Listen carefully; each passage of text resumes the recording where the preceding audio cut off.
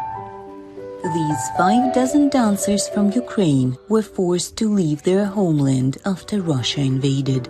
Today they make their home in the Netherlands, where they formed the United Ukrainian Ballet Company, and then embarked on a world tour that included a stop in Washington. For some, like Mikita Potapchuk, these were their first performances after ballet school.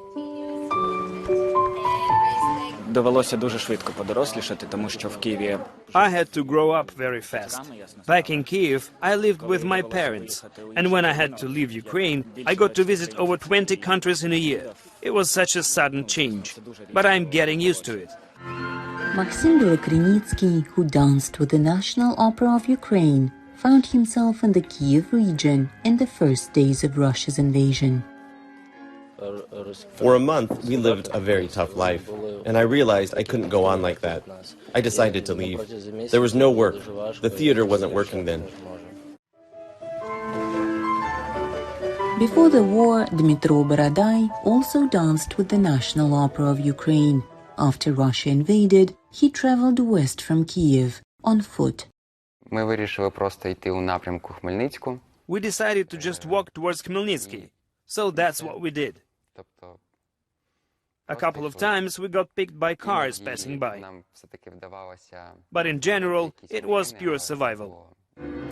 The idea to unite Ukrainian ballet dancers from across the country into one company came from Dutch ballerina Igona de Jong.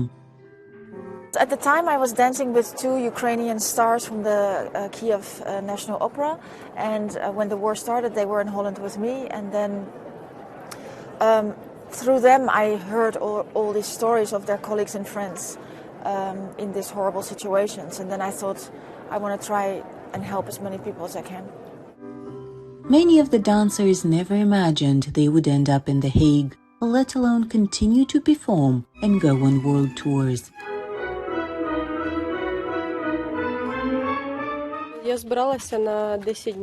I was going to go to France for a tour.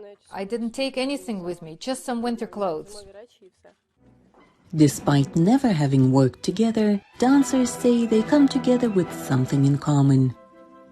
They all, and myself and my wife, our families are in Ukraine, so it's constant worry. Every morning starts with checking the news, just to make sure that your loved ones are okay. That's hard. And no words speak louder than the beauty and sincerity of the ballet that these different artists with one shared story made happen. For Maria Ulyanovska, NRI's VOA News.